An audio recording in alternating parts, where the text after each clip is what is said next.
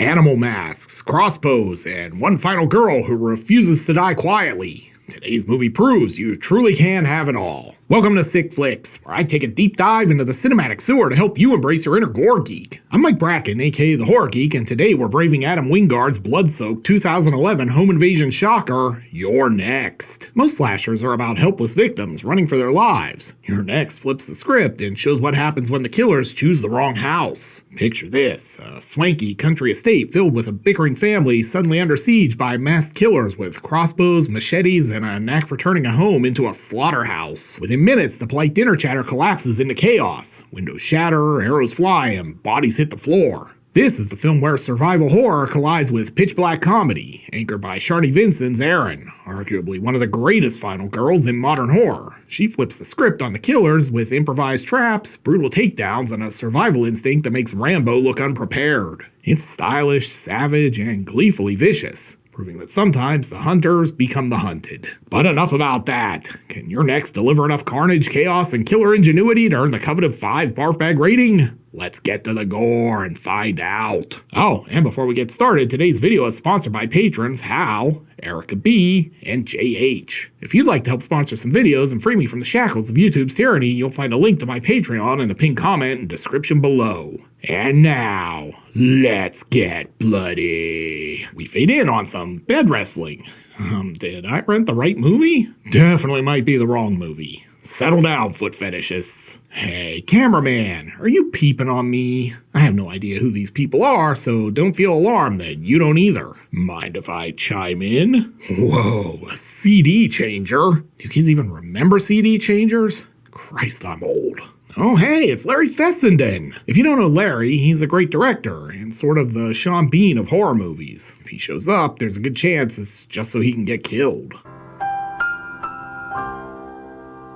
Anyway, he exits the shower and discovers his sweet cabin has been vandalized. Oh man, we just had these windows cleaned. How am I gonna get this red nail polish off? Oh yeah, and title mention, so finish your J&B. I will say it's nice they use the right form of "your" here.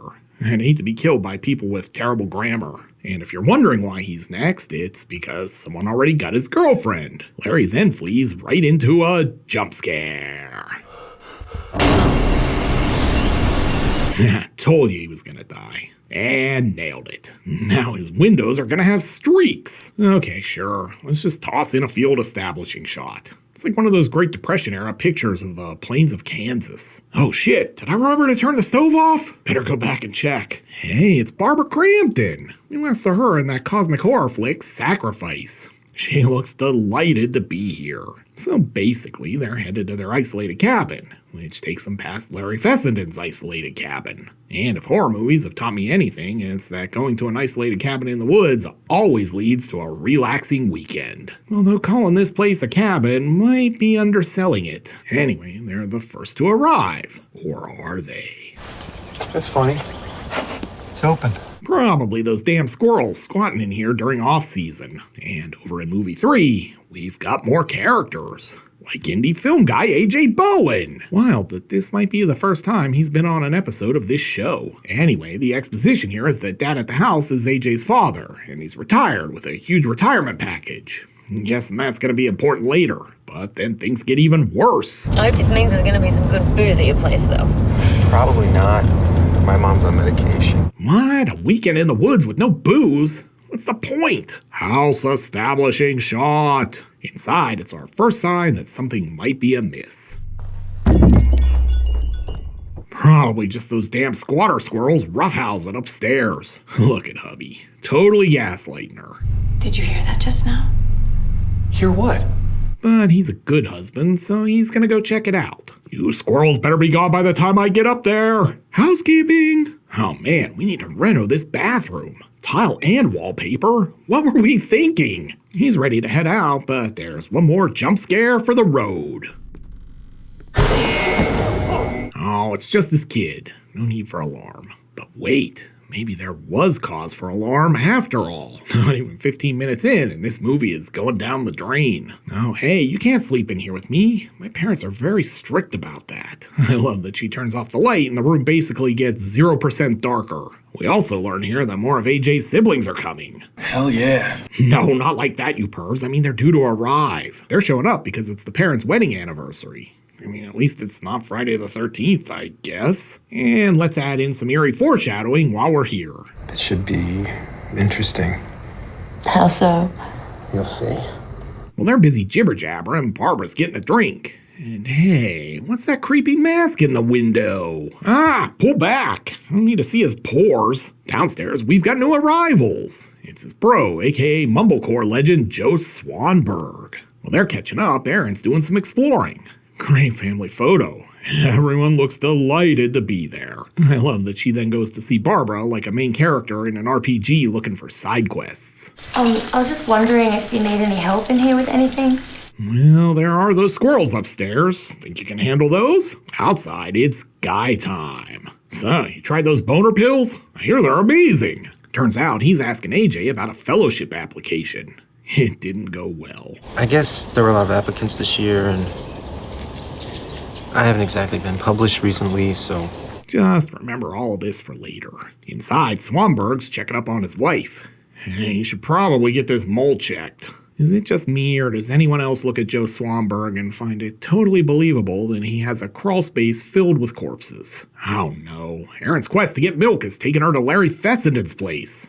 This could be very bad. Hi, just here to drop off your Avon. Inside, Larry's looking pretty stiff. Hell yeah. Oh yeah, pervs, sort of. I mean, mostly because rigor set in. Damn it, Barbara's never gonna let me marry her kid. I failed the starter zone milk quest. And now we've got more kids. I guess this is good. Potential body count here is definitely climbing. Oh yeah, Z looks delighted to be here too. House establishing shot. Finally, it's dinner time. Good food, good meat, good God, let's eat. My real question here is who cooked all of this food?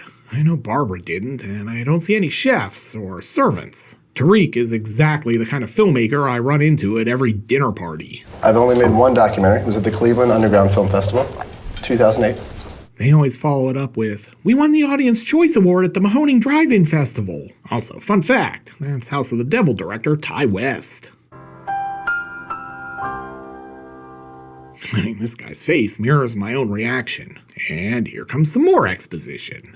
So, were you a student of Crispin's? I was. But I'm not anymore.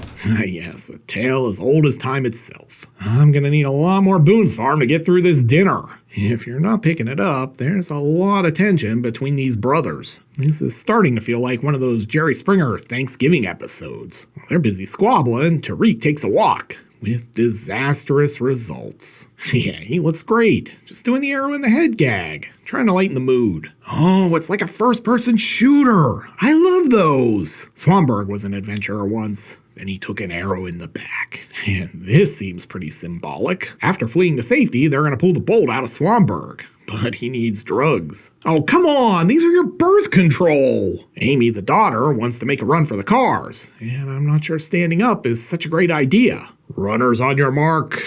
We really need the Chariots of Fire music here. Yes, chef's kiss. Oh, man, that could have gone better. Someone's gonna have a real pain in the neck. I mean, if they weren't dead. Hey, why is AJ acting so suspicious?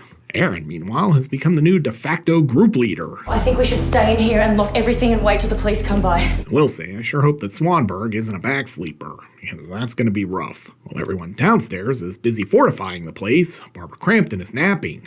Too bad she's not alone. I will say, there are many things I love about Your Next, but the masks in particular are very close to the top of the list. They were inspired by the video game Hotline Miami. At any rate, this doesn't seem like it's going to end well for Ms. Crampton. Aaron, meanwhile, is locking the place down. But that's not going so well either. By God, that glass break means Stone Cold is coming! I bet JR gets mistaken for me now. That's why I keep the beard, so he can tell us apart. And I was right. So much for Barbara Crampton. And now we got Bowen and Swanberg acting weird. Back upstairs, this girl's about to make the obvious rookie mistake of looking under the bed. But she made it out at least, so I guess there's that. And she's still fleeing. And she runs right to Fessenden's place. Guessing there's no help there. Hi, we really need to borrow some milk. Seeing him in there, dead, with his CD still playing, always makes me think of those pics of people's dog in the car alone, with that note on the window that says he's fine, has treats, and is listening to Wu-Tang Clan. And now she gets a heaping helping of Pimp Fist. Hey, Larry looks great. Now she's about to get Paul Bunyan'd. I'm gonna ask you to hold still. Looks like he's feeling pretty sheepish about what he's done. Back at the main house, everyone's trying to figure out what to do next. AJ wants to be the hero. As soon as I'm a safe distance away, I'll try to text and call. But Aaron doesn't want him to go. Honey, you teach college lit. You're way more Jack Black than Schwarzenegger. And he takes off. God, I thought he'd never leave. I'd say they were deadlifting Swanberg, but he's technically still alive. Now they're strategizing. Aaron shoots down the basement idea.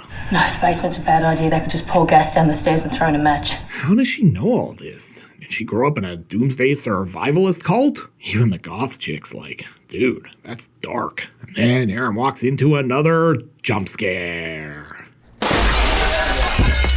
The big bad wolf has huffed and puffed and then just decided it was easier to bust the window. Looks like he's got an axe to grind with her. But she's not going down without a fight. Hope you don't need to walk. I mean, she's really tenderizing him. Should we be alarmed by this? Sorry, got a little carried away there. Oh no, Aaron, don't use the good napkins for that. We have paper towels for blood removal. They're busy doing body disposal. Dad's upstairs skulking around. Presumably looking for the killer who has to be in the house. Hey, those squirrels really have been squatting here. They set up a whole room. They even have a little pee bottle. Now they've cut the power. You could say that's not very bright. But the power's back, which makes it way easier for Dad to find this jump scare. But you know what they say. One good jump scare deserves another. Our family's being... I mean, I guess it's good he at least got to retire first. Hey, why aren't these two freaking out? Oh, because they're in on it. Felix is like, I'm 30 years old. Why can't I grow a beard? You are not going to believe what the sheep guy is doing. I hear there's some lamb up there that needs tenderizing. Don't make me come up there. Anyway, our killer finds his dead friend, and now he's flipping tables like this is a Dudley Boys match. Now it's time for some cat and mouse. Or sheep and mouse. Whatever. Here's Johnny. And look, Swanberg's gonna be a distraction, which leads to this guy getting screwed. Hell yeah. No, I meant by this screwdriver. Swanberg also kind of looks like a young Dexter if you squint, which just further convinces me he has bodies buried in his backyard. Oh look, our traders are back to playing innocent. House establishing shot, even though we never left the house. Inside, Z's thinking some deep thoughts. You know, lights in video games actually do run on real electricity. Can dogs get songs stuck in their head? And we finally learn how Aaron knows all of this stuff. Kind of a weird childhood. I grew up on a survivalist compound. Here's me every time someone tries to give me a list of reasons for why Halloween 3 is actually awesome. Shut up! Stop talking! Fortunately, no one stabs me. Since Swanberg's gonna die, we could say this is the Swanberg Swan Song. That dude's like a pincushion. You always were a real drag, Joe. Back upstairs, I don't like the way Z is looking at Aaron. But Aaron's too busy setting up traps to notice. Learn this from Macaulay Culkin in Home Alone. She's a big fan of the meat tenderizer. It's like a mini version of Thor's hammer. And she just figured out that Dad is dead. Wake up, sleepy dad. Yeah, let's see if her situational awareness is any good. Yep. And out the window. That's gonna be a real pain. In the leg, apparently. Quick, Aaron, think. What would John Rambo do? Ripping this thing out is definitely going to be painful. I bet she's going to have a real hard time not screaming. She rips it out, but she's not out of danger yet. This guy's quivering in anticipation. But somehow she makes it back to the house, which is probably not really any safer, especially since this guy's still after her. And he spotted her trap, too. Or did he? Ah, yeah, just like in the cartoons. Nailed it. Then Felix sums up this whole review so far. What a fucking disaster. Ah yes, the best way to unwind during your mass killing spree is to stop for some bump and grind. And right next to Mom's corpse, too. Classy. Man, I'm never gonna be healed in time for the salsa competition now. How will I dance on one foot? Anyway, they're gonna argue about whose fault this whole debacle is. But guess who can hear them? And things are escalating quickly. And unlike you, I liked my brother. And she really fucked him up good, huh? I'm just trying to think of reasons why I should kill you! Guessing because if you do, you're not gonna get paid. Then the worst thing possible happens.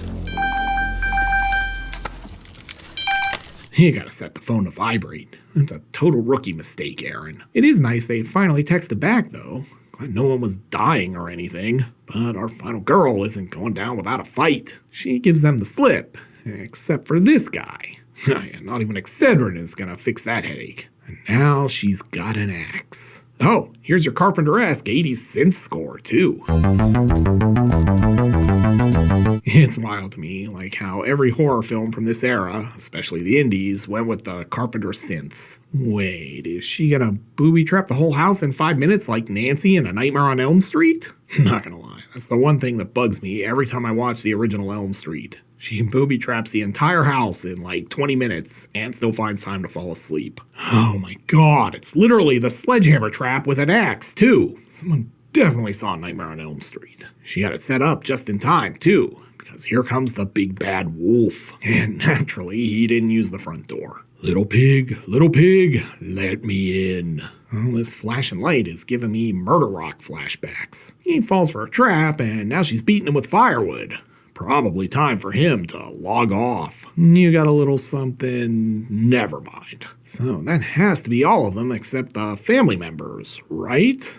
And as I was saying, I think her spidey sense is tingling. She dodges the bolt, but Z's in hot pursuit. Which really doesn't seem all that scary after Aaron's knocked off multiple dudes. Come on, Aaron, I just want to hang out. We can paint our nails and talk about boys. But she's not having that. By God, she's locked in the sleeper hold. This match might be over. But we've got outside interference. Stop the damn match. Don't worry though, she's seen beyond the door 3 and knows the power of hot soup. Except, as Bo Svensson would tell you, the soup has to be hot, and this soup is not. You know what does work as a weapon though?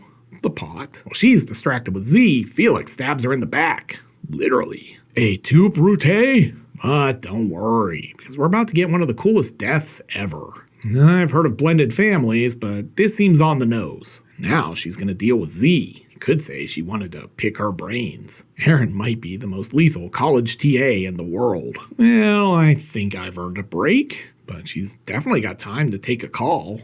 Felix, is it all done in there or what? So her boyfriend was in on it too. I told you AJ Bowen looked guilty. Oh, hi, honey. Glad you're all right. Well, this is awkward. Honey, the best part of all of this has been learning that you're a real killing machine. I didn't even know you had it in you. And good news. We don't even have to split the money now. He's giving her the full pitch. Money, engagements, the whole 9. But I don't think she's gonna buy in. Yeah, called it. And she gets him with some full GI violence for good measure. You go, girl. Then this happens. Oh man, the cops. Kind of like Night of the Living Dead. Oh hey, remember Chekhov's axe door trap? Yeah, that's about to pay off. And ending card. Way better than we normally get on this show too. Cue credits. Man, I love these credits. So, what do we learn from your next? Well, for starters, that there's still some good horror coming out in the 21st century. This one's fun and bloody and features some great kills and a solid cast. You can't really ask for much more than that. But enough about that. Can these killers off enough family members start a coveted 5 barf bag rating? Let's go to the gore card. In terms of gross anatomy, your next delivers. We're treated to throat slashes, hammer beatings, a machete to the head, a screwdriver to the head, death by crossbow, death by blender, and lots more. The FX work is great, and there's more than enough carnage here to give your next a very respectable 4 barf bag rating. This is definitely a sick little flick. Looking for another gory film from this century? Then be sure to check out my review of Slither. You'll find a link here on the screen. I'll meet you over there. Until next time, I'm Mike Bracken, aka The Horror Geek, bringing you all the splatter that matters.